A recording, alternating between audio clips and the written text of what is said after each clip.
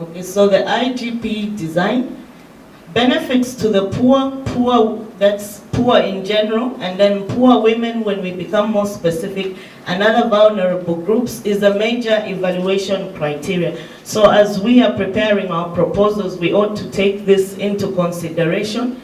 I think there's a great tendency for not just technical experts in this world, but most of us look down on these social and gender-related issues. But in this case, you are forewarned and maybe even reminded that you need to take them seriously, as they comprise a great part of the total marks. And then social and gender inclusion, just as I was saying, is given substantial weight in the evaluation criteria at both the concept note, which we have already gone through, and now the project proposal of the grant cycle.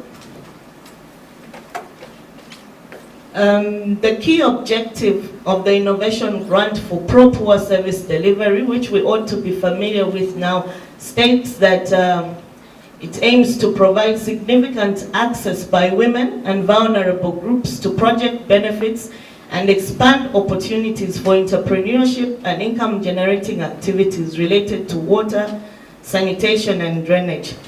So based on this, the profile of proposed project beneficiaries is to be considered. Profile in terms of the gender disaggregation, what constitutes the profile of the project beneficiaries, and I'll talk on the next slide. Benefits to poor or vulnerable, compromises or constitutes 40% of the total mark of the proposal evaluation, as has already been alluded to. Poverty and gender assessment form is actually on page 79 of the grants manual. I may not be able to go maybe word for word or into detail right now, but I try to summarize the key elements which are outlined in this presentation. And this is meant to help you target the poor. And you can use this to formulate concept notes, which you already did, and maybe I heard a question even for those that intend to refine or revise their concepts. You can still take this into consideration, and for your proposal applications, actually there's a poverty and gender assessment form, which actually begins from page 79 and is meant to remind you, or some kind of a checklist for you as you formulate your proposals. Then the key objective for actually you as you write your proposal is the provision of credible, convincing information on which the poverty and vulnerability characteristics of the target beneficiary population will be assessed. I think Sandra already touched on this, where she was giving examples. It doesn't need to be such an expensive or detailed research that you need to undertake, but I believe if you want to undertake a project or any kind of venture in the community, you ought to know the kind of setup or what is the situation analysis, because how then are you going to provide the relevant, relevant service or appropriate service if you don't know what the situation on the ground is.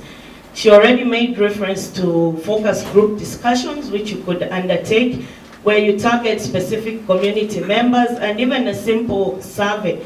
And there are other things which we overlook. You know, these communities, especially in Lusaka through our local authority, are very well organized. They do have ward development committees, which have so much information about the social and economic status of those communities. So if you work hand in hand or collect some information from those local leaders, you may not even need to spend money to undertake further research to beef up your proposal. Okay, so the sources of evidence at proposal stage, I've already alluded to some information, but qualitative, poverty and vulnerability status of the planned project areas and beneficiaries.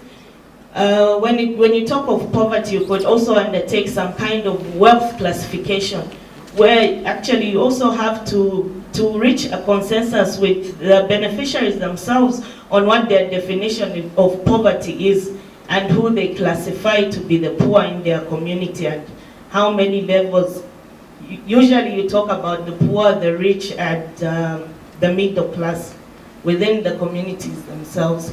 And the proportion of female beneficiaries out of your target population, I think I don't recall seeing much of this on the concept notes. And the measures ensuring inclusion of the vulnerable groups, those are the households that are affected by HIV, the elderly ones. And quantitative information, although this has to do, I think, much more with the large grants, but national and local data sources and surveys, we all know the CSOs, and not CSOs, sorry, the Central Statistic Office and other organizations that have such information. Then evidence-based data sources, expert NGOs. We have quite many developmental agencies, especially here in Lusaka, that have done a lot of work on these issues. So you may not really need to reinvent the wheel or go back, but it's a matter of taking time to find out evidence-based results and informations which will guide your proposals.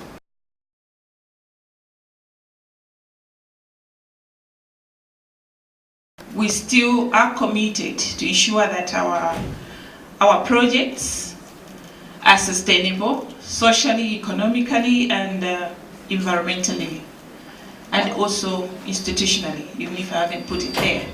So we want to ensure that whatever we do does not harm our environment, does not harm us ourselves, and does not harm our beneficiaries.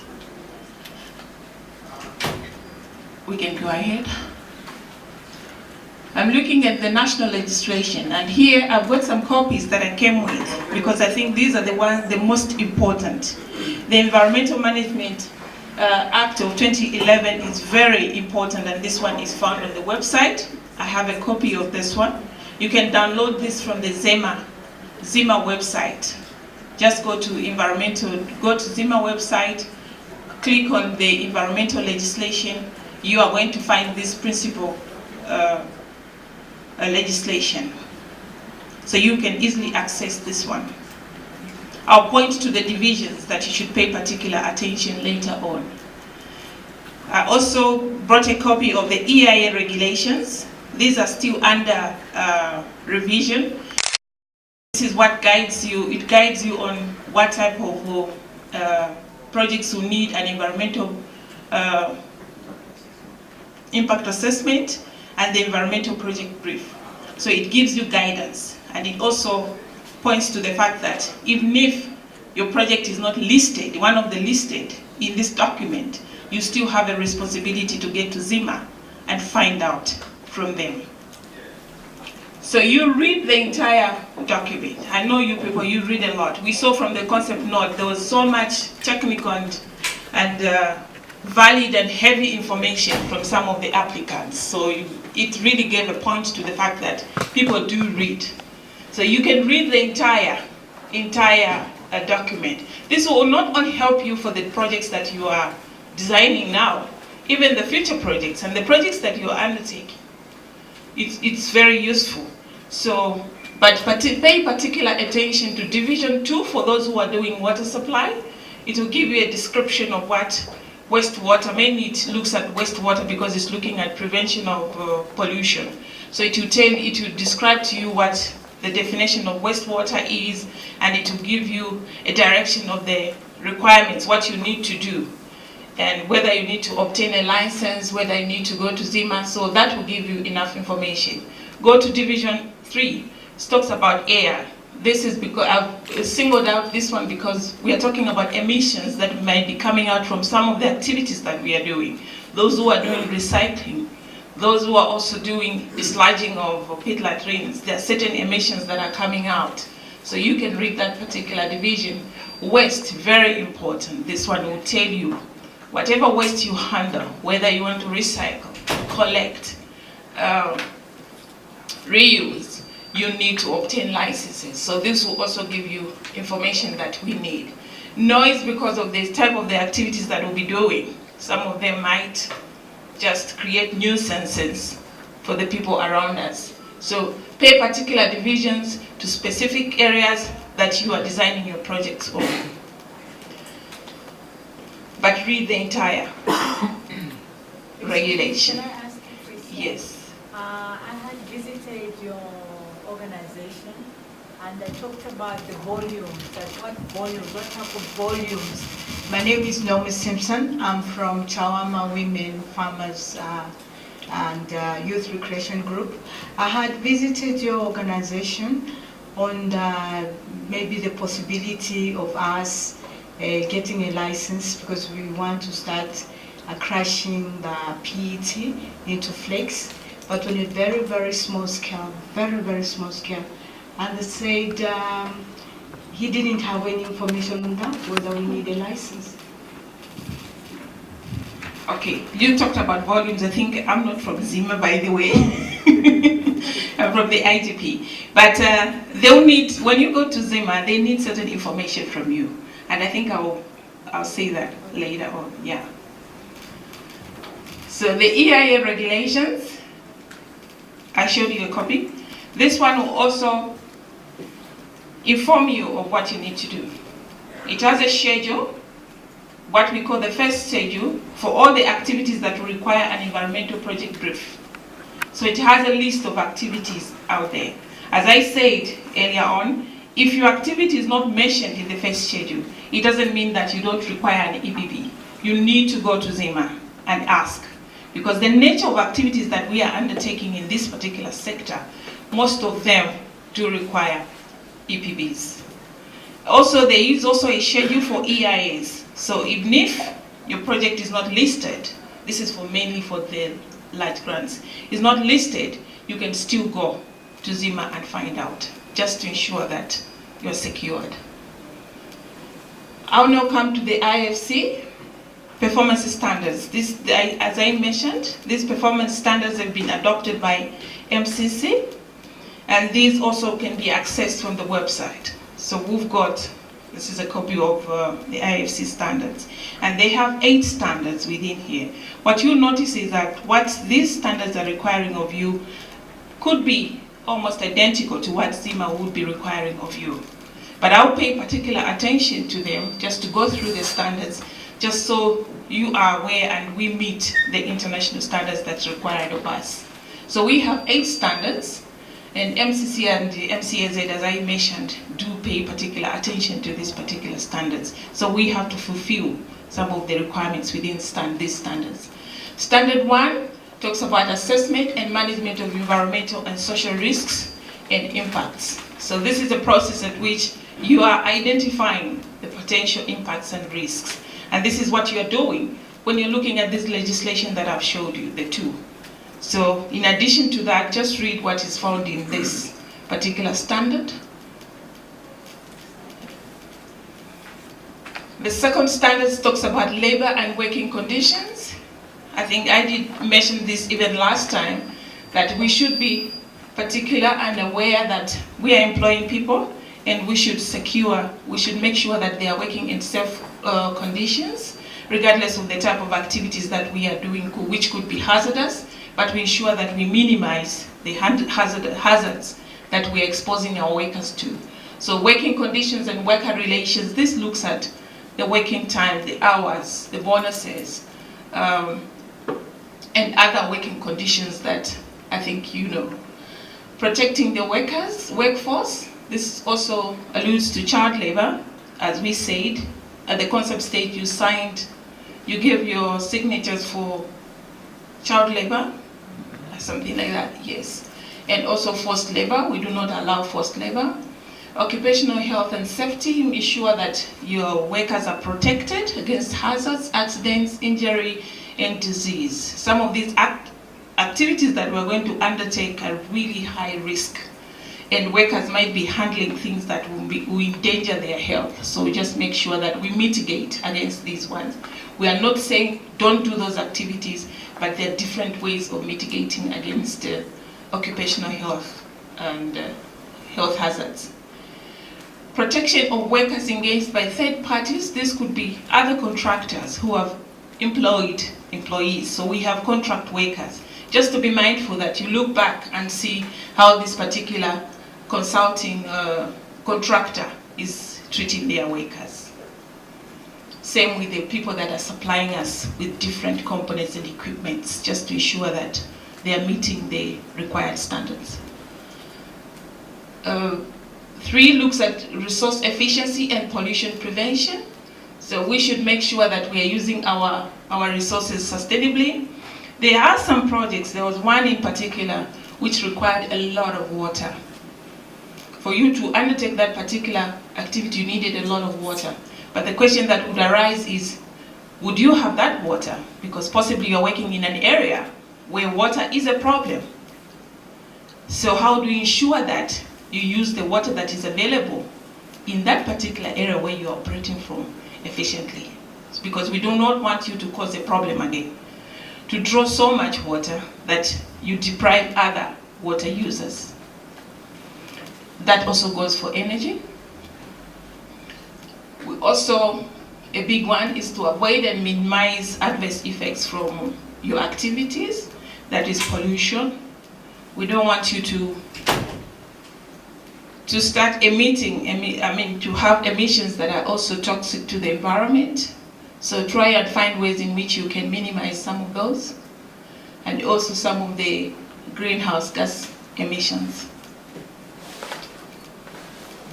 Standard 4 looks at community health, safety and security. This mainly looks at the host communities. These are the beneficiaries. Just ensure that whatever you are doing, the type of equipment that you have is also not causing problems and interruptions in the host communities. The materials that you are handling are not causing additional problems to the community that is already embedded with other problems. And also we should ensure that we have a preparedness, emergency preparedness plan in case we have a spill. Like we said yesterday, in case you have a spill of the effluent that you're transporting, what emergency measures have you put in place? We move to standard 5, performance standard 5, land acquisition and involuntary resettlement. Any projects that will require physical or economic dislocation will not be allowed, because we do not want, there is a whole process of you having to resettle people from a particular land. There's a whole process for you having to displace a Kantemba somewhere and put them elsewhere and say, no, we'll put you back here. No. The person has to start his business all over again. That we do not allow. Performance standard 6 is talking about diversity and conservation of our natural resources. We're looking at the vegetation and the fauna, just so that you are aware. Yeah. So what is the information that is required at this stage? I'll refer you back to the application form. It's the cover. It's the cover, really. Some of you who have the application form. Look at the cover. There is a place where we've written location. At the concept stage, people were just saying we are going to undertake our activities in Mandevu, Chipata, Chazanga, and that doesn't give a real description of where you are. Here what we need that will help you, also helping in answering your question, is exactly where are you going to undertake your activities? What is the project site? Some of you gave some details like Chazanga in zone this and this and this, so at least you have an idea of where this particular activity will take place. Because if it's water supply, then we know that that particular zone does not have water. But if you just say Chipata, then we assume that you're even going to be near the clinic or the health center, which already has got full supply. So kindly provide specific information. Where are you going to put this transfer station? There's a number of you talked about transfer stations. Where is this transfer station going to be? If it's a biodigester, where exactly is it going to be? So you can just mention and describe where exactly this one will be. This will help us to determine what type of impacts will arise already. Just from the site, somebody can know what type of impacts will arise. In section 2, there's a part which is known as methodology. This is where you are describing your innovation. For environment's sake, we need you to give information of what is it that you're actually doing. Some of you have explained already. It's clear what you're doing. Some it's a little bit vague, but just explain exactly what you're going to do. If you are recycling waste, what type of waste are you collecting? It's just plastics. So what type of plastics are you collecting? Where are you taking it? Where is your plant? And the process that is involved. This now comes to your question. You need to give information about the quantities. If you're collecting waste, what are the quantities of waste that you're transporting per day? What are the volumes of, this is where I say, what are the volumes of resource materials? Because if you go to Zima and just tell them that I want to start recycling, they wouldn't know the extent and scope of your activity. So if you give the volumes, the quantities, and how you're going to do it, the equipment that you're going to use, then it gives them an idea of the scope and extent of your project, and then they can give advice accordingly. And also the cost. Of course, the cost will already be there. So this will give you an estimation. I've also put estimation of the land cover. How much of the land are you using? Because if you're just using a small portion of land, the scope might be lower. But if you're using a large piece of land, that also has an impact on the land use. And also, there are some proposals where we are saying we are going to establish a transfer station. The question is, do you have the land already? If you have, you can put the papers of the title deeds and all, but let's just start to think about that. Because for us, it was also very difficult for me to imagine if I'm going to have a transfer station in Kalingalinga, where exactly in Kalingalinga would they put a transfer station? Because the area is all built up.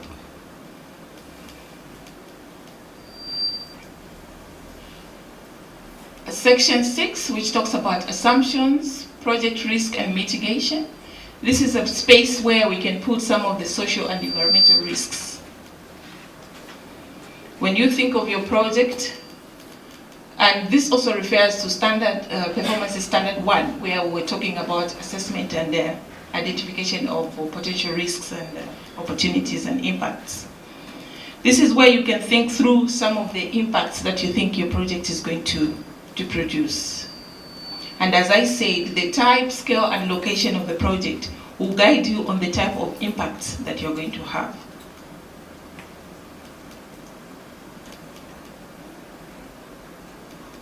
Yeah. So already, even as you are designing your project, some of you even mentioned that we'll need to undertake an EIA, we'll need to do an environmental project brief. But when you get to the detail, all the details that you've provided up to this point, as I was talking, you would, and if you've made a visit to Zima, you would know already whether you need an EIA, whether you need an environmental brief, whether you need a license, or you just need to meet some construction design, or whether you need a permit. So with all the information that you have, if you visit Zima, they will advise you and they will assist you further. If you need a project brief, they'll give you a format, because they have a standard format. So you don't just need to go there and start doing your own works. No, it's easy when somebody already has a format for you. It leads you on the type of information that you need to fill in. So this format normally changes from time to time. So this is the current valid format that they have. There are a number of questions that they ask. Some of the questions that are asked in here, you'd have already filled them in your proposal. You'd already have had that particular information. And don't be so scared, because it's not really you. As somebody was saying, I like the expression, I studied in shit. But it's not you really. You can hire people, there are specialized people who know how to undertake project briefs. They are consultants, that's their job. They can do it for you. At a cost though. Yeah. This brings us back. This brings back us to cost issues. It is at a cost. I have permission from Mr. Mwimba to say that possibly you can come and we can advise on who can help you. Maybe we can negotiate, I don't know, let me not promise. But there are people who are specialized in doing project briefs. There is also a format for, this is for the EIA. If you're doing an EIA, it also has a different procedure. You first start with the scoping. So you need somebody to do the scoping, and then you do terms of reference and do the actual EIA. But as you can see, the brief is not too much. It looks like it was too many headings, but the information you already have. Maybe the issue is just the cost. And for some of it, it's just a license, so you just need to apply for a license. Yeah. All those that are doing waste, you need a license. And as we said last time, you have to bear the cost of EIAs, obtaining license and EPBs, but that will be considered as part of their own contribution, which is the 15%. So these particular assessments will be required of you after you've been awarded. Then you factor in that particular cost as your own contribution. But just to remind you that you need to be fast enough. Because what normally happens, even if we blame Zima, yes I know, but what happens is that the proponent, when they're asked to do a project brief, then we delay, we keep on, okay, I'll do it, it takes time. Zima meets once a month to look at some of these documents. So if you miss that chance, then you have 2 months delay. So that will be really critical at that particular time when you are given an award and you have to do an EPB. You have to move fast. Just a bit of clarification here on the 15% or the element of EPB or EIA as being the in-kind contribution of 15% or part of. This is one exception we've made where ordinarily any costs incurred before the grant is awarded are not allowable under normal circumstances. But in this particular case, if your project, the specific project you are undertaking, has already undertaken this aspect and has incurred a cost to it, we will consider that as part of that 15% in-kind contribution. Donna, have you got me on? Yes, there are some who said they had already done an EIA. There was somebody who said, I think if that EIA is for the same activities that you want to do, and it's within the 3 years, you just need to talk to Zima and they will allow you. But if it's more than 3 years, and if it's an addition, meaning that you are increasing on the volumes, or it's an alteration of the current infrastructure that you have, then you have to undertake another one. Okay, any questions, or additions, or contributions, or proposals? Yes, madam. I've just been considering the cost of compliance. I could spend a few $100,000 going through the compliance. Is there someone in the Millennium Challenge Account office, among your officers here, who can give a 10-15 minute interview? Someone who is au fait, who knows all these regulations and hurdles, who can say, you don't need to worry, or, you must do such and such. You see, this is of compliance, it will apply to those who will be awarded. At that time, we will be very free to interact with IGPM. And also in MZA Zambia, we have a directorate, environmental and social performance. They are experts in that area. And also as MZA Zambia, we are here to work to facilitate that the projects are well attended to by Zima.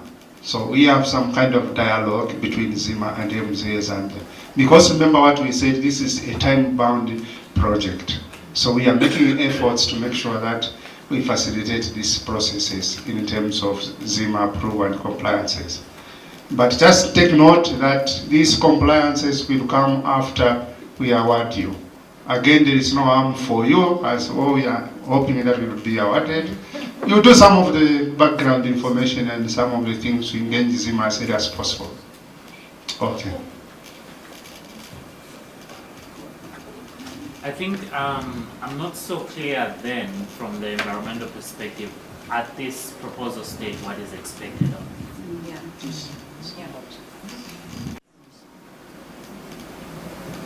Can you just maybe explain what you need to demonstrate, especially if you not require to submit either the EPB or the EIA, or maybe you need to need to demonstrate you are licensed and all those things, then what do you need actually to attach? Is it just the process flow? Is it the material process flow of your project, or what? Okay, thank you. No?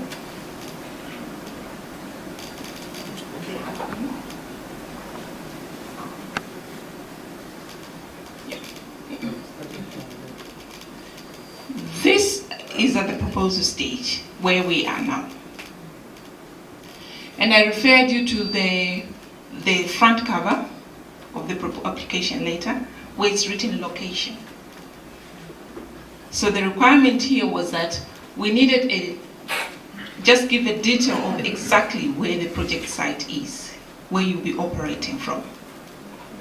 Especially where you have your project activities. Let's say a transfer station, where exactly would it be? It could be in the industrial area, it could be within the settlements, or just anywhere. I know somebody whose site is even going to be somewhere in Kawe, but the feedstock is coming from Lusaka. So you just indicate for us, you explain exactly where it's going to be, where your project activities are going to be.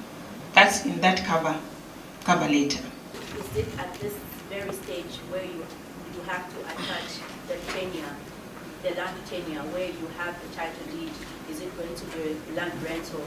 Yes, yes. Is it for who? Yes. Can a letter suffice? A letter from? Confirmation if you're doing land rental. Oh yes, if you have tender agreement, that is sufficient. If you have some that we have agreed, this is the agreement to attach that. You know the risks related to without the land where you are going to operate. I am the landlord, I see you are doing, my friend, get out. Or I increase the rentals up. We have experienced all those kinds of things. So that's why those are crucial. We don't want to risk in that kind of area. Okay. And again, just a moment on, maybe you can explain on the risks, the assumptions, because that's some of the information you can put in the log frame where there was that risk aspect. They may identify some of those through this.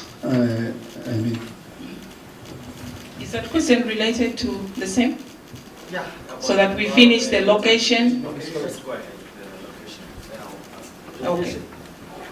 So you're saying it's allowed to have a project in a different area and probably a sorting center somewhere else? Yes, certainly. No questions about project emissions? Emissions, those are given. I mean, you need to explain. The transporting waste, say from Lusaka to Kawe, they are emitting greenhouse gases. Okay, that will now be professionally determined. Yes, I'm saying that will be professionally determined. You can write in the risks and impacts, but that will analyze and also know that this is what is going to happen. But that transportation from Lusaka to Kawe has to be explained.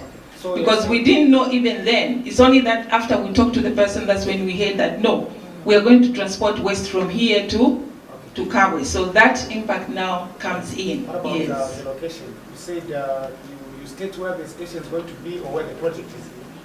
Where the project operations are going to be. Yes. On the same one, it's good that you called that person. Though it's more on us coming to you if we need things. But probably when we are evaluating, we may not necessarily have time to follow up and now ask what they need to do it, what people are doing. But when you see something like transfer station, you're thinking of probably this highly mechanized transfer station as it's done in the developed world. And probably this person wants to Zambianize their own transfer station, and maybe they're looking at sites where there are skips from the council, and they've agreed with the council that you can do it here because this is what I want to do. can that suffice as a location? And then we have time probably to engage and talk to this person so they can highlight on the type of transportation they're talking about in the concept, in case they did not explain it properly. That's one aspect. One aspect we touch a little bit on the budget. I know EPB Zema takes 45 days to give an approval, and then I hear that that's the only, if it has been done before you are awarded, that's the only contribution in kind that will be considered. And for example, this project has already probably commenced with resources from elsewhere, because as IGPM you allow co-funding.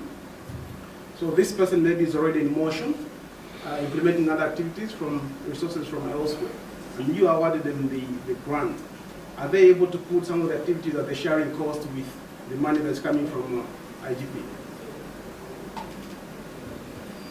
Please, let me answer the site one. Actually, I skipped a line. Just go back to the site visit.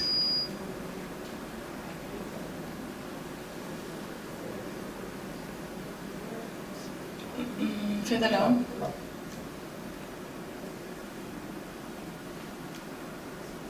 Okay. I think I skipped this information here on the environmental and social screening. This is to answer the first question that you asked. Within the grants manual, there's an environmental and social screening note. We are going to conduct site visits, so we'll certainly come. And we have a checklist and specific information that we'll be looking for. I hope that covers your question. Yes. So depending on the type of technology that you want to use, you are going to give us the description. If it's already there, we are going to see what is there. If it's not yet there, you are going to explain to us your idea once more, isn't it? But this time we have an opportunity to come to the site and see. And even this location, when we're saying, give us a description of the location, we'll be able to come to your project site and see the type of operations. If anything, we can even visit the different sites where the skips are placed right now and see the type of skips that we already have now and how you're intending to do the whole process. So we are coming for site visits at this stage.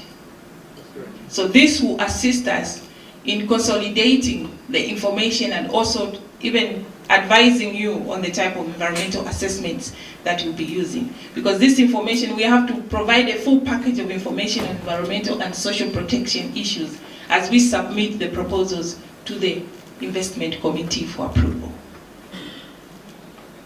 In relation to this question, in the case where you award a project and ZEMA doesn't approve the EPB. That's a very good question. If ZEMA does not approve the EPB, then we cannot go forward. It cannot go forward. I think it's maybe in line with what he has asked. Again, it's a question that I want to ask. Let's speak louder for others too. When you come to you, we have a No, I can wait till the end, because my question is more important than all this.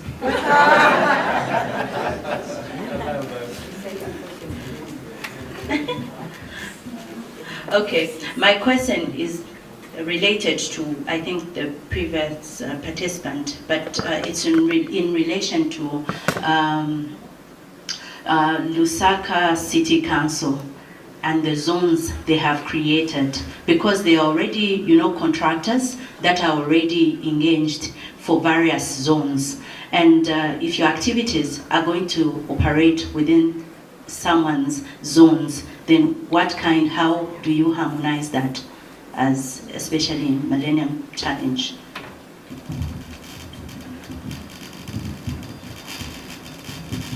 The issue of zones is an important one. But remember, we are working with the Lusaka City Council. Again, strictly speaking, this is about innovations and a competitive process. And under competitive process, there is no ownership of a zone to some extent. So these are issues we will deal with the Lusaka City Council as the authority who are actually giving the zones. I know the dangers, others is a business, they will lose out. Again, Lusaka City Council, they are reminded to see what works best for the people, or for the people living in the city of Lusaka and in a particular community. Okay, so it's competitiveness at play, and also the authority to make sure that they achieve what they want to achieve. You said that we need the IGP needs exact location of the projects or the areas.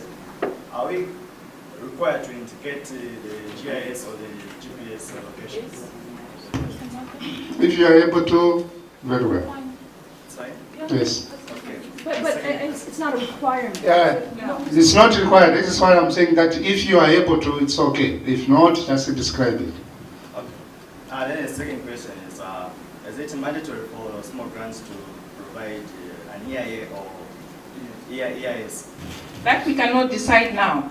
Actually, the environmental requirements do not discriminate between large and small. It can be a small grant, but the activities that you are undertaking could have high significant impact on the environment. Yes, so it depends on the scope and extent and the type of activity that you are undertaking. So there's no exemption. That's why we are saying for everyone, whether it's small or large, you have to visit ZIMA, so that you're given advice on whether you do an EPB or you do an EIA. Yes. Okay, thank Yes. Yes. We are CBEs. We are working already with the Lusaka City Council, and we've been allocated these places and have been doing the work already on the ground. Is Lusaka City Council of norm, whatever, the ESP and other things, for allowing the partners in the community who are CBEs, the community-based enterprise, to operate? Could that be an exemption, or you don't know? It's not an exemption, but we were informed by Lusaka City Council that all these CBEs that are now engaged in waste collection are under one license. And that license is for Lusaka City Council. So you are operating under Lusaka City Council license. But I'm not saying that you do not need anything for now. We'll see what you're going to recommend and activities that you are undertaking now, and then we'll still liaise with the other institutions, which is Lusaka City Council. And to continue on that point, I just really wanted to make it really crystal clear, which I think Lito Mello and some of your questions have been saying. What's important is that you think about these risks and inform yourself about what may be necessary and put this into your proposal. If you do need an EIA or EPB, we can award you the grant, but make the grant contingent upon your getting the EIA or the EPB. For us, there's a risk. Maybe we give you the money, but then Zema says, absolutely not, you are pouring crocodiles into the environment. No way. So then we would say, well, okay, sorry, we will not be able to give you this grant. Okay? So we would make, if you get the award, in certain cases, we would make the grant contingent upon getting an EIA or an EPB. Okay? Yes. I would like to start with Sandra's statement. She was talking right from yesterday and even today. She told that I don't want Harvard qualified and a Microsoft presentation. To stick to that.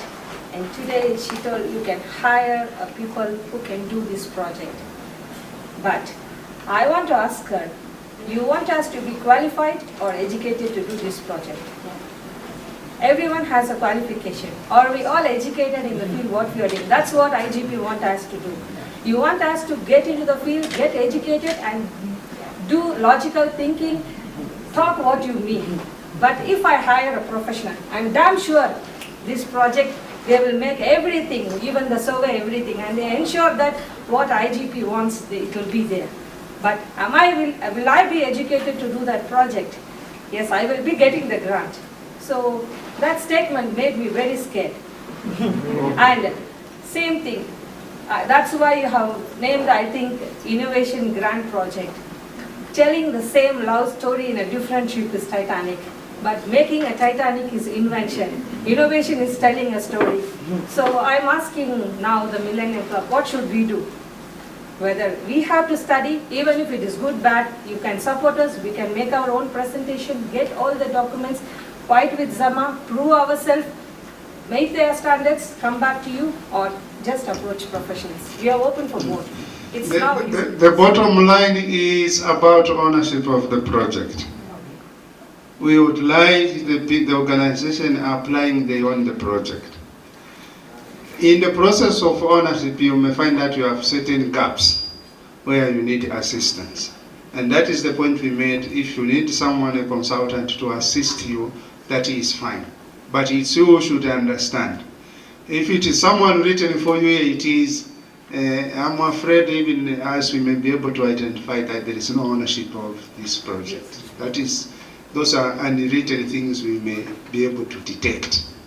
So it's not about hiring someone to write it for you and you say it is a good proposal. Remember, we are doing site visits and we'll ask questions. So where you don't own the project, you don't know it, and we'll have questions, how do you implement it? Yes. Okay, you get my point, right?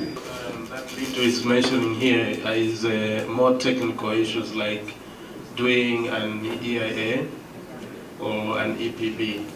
That one is more technical. We do not expect you, if you can do it like that gentleman there, that's okay. But if you are not able to do it, then you can seek help somewhere. People that can help you. I trust we can do it, but we want you to give confidence and support rather than going for a professional. Unless if there is a requirement, you tell this part you are not done well. Please, that time we will refer, not straight away go to a professional. Yeah, we have said we are there to assist. Yes, thank you. That's what we have been saying. Because and everyone will immediately finish our groundwork, we'll go to the professional. So we don't be in the reality. I tell you, if you get the professional just right for us, I will be able to tell once I read. Yes, we know that. Not only me, not even my colleagues, I will be able to know there is no community participation. Undertake the EIA. Zima has a right to even refuse some names. Yes, because they have the database and they see and they look at the CVs, so they have the right to say this person cannot undertake, this person is not an ecologist, he cannot do anything on fauna and flora. So they have that right to refuse. So that's why I'm saying you hire people who are acknowledged, and people who have that authority, and people who are specialized in those particular fields. Because then it reduces even the time for you to now go and look for another person. That's why you need to go to Zima. They'll give you advice. It's not anyone or anybody who can do it. So they require people to be specialized in the particular field for them to undertake an EPB. And it makes work easier for you because that person is the one who will be communicating with Zima and follow all the procedures. So this is an exceptional part where you need an expert. If you are an expert yourself, you can do it. But if you're not, then let somebody else do it. Because even the gentleman there, if they refuse his name, he has to hire somebody to do it.